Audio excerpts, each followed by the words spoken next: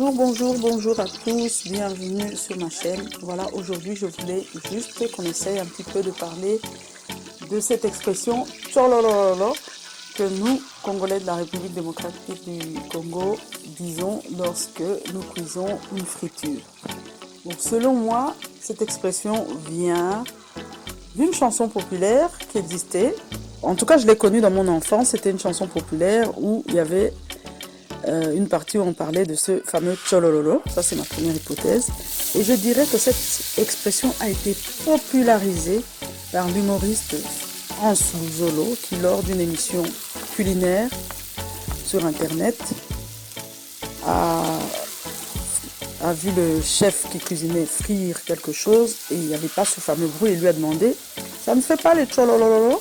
Alors, quand le beurre commence à devenir bien liquide, on va rajouter les scampi dessus. Mais ça fait pas les tcholololo? Oui, ça va faire. Il ne faut pas le mettre dans une huile trop chaude. Ouais.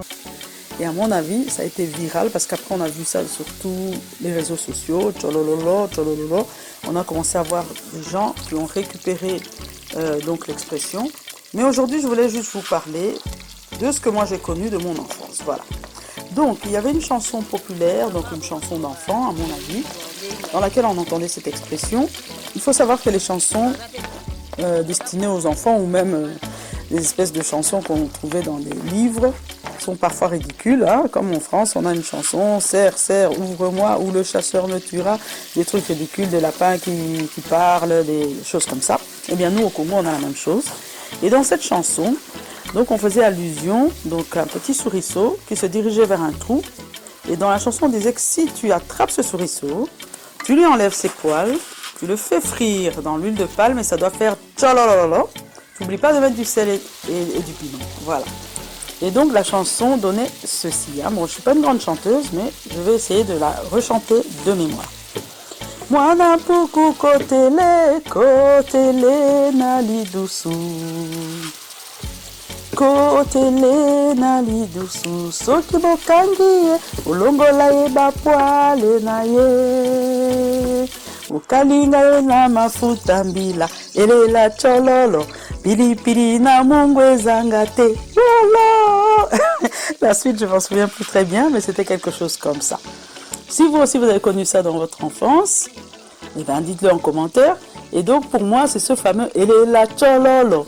Si on doit traduire mot pour mot, c'est ridicule, c'est que ça pleure Chololo. Mais la vérité, ça veut dire que ça fasse tchololo. Au moment où tu vas le frire, il faut que ça fasse tchololo. Elela Chololo, pili pili na mungwe zangate. Si vous voulez, je vais traduire maintenant phrase par phrase. Mwana puku kotele, ça veut dire petit souriceau ou souriceau, entre. Kotele na lidusu, entre dans le trou.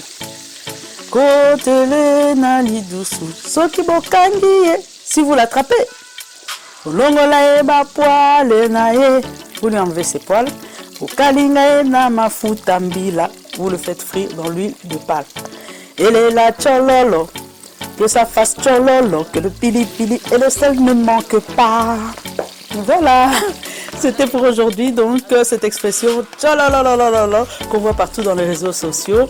Moi, en tout cas, je m'en souviens dans mon enfance, ça venait de cette chanson et tout le monde disait tcholololololo. On disait même tchololololo mama bomimbokae. Voilà, ceux qui savent, savent. Mwana puku kotele na lidusu. Mwana puku Kotele na lidusu. Soki bokangi ye, bolongola ye bapwale na ye. Bukalinga ye na mafuta mbila, elela chololo. Pili pili na mungwe kota bien. Mwana puku kotele na lidusu. Mwana puku kotele na lidusu. Soki bokangi ye, bolongola ye bapwale na ye. Bukalinga ye na mafuta mbila, elela chololo.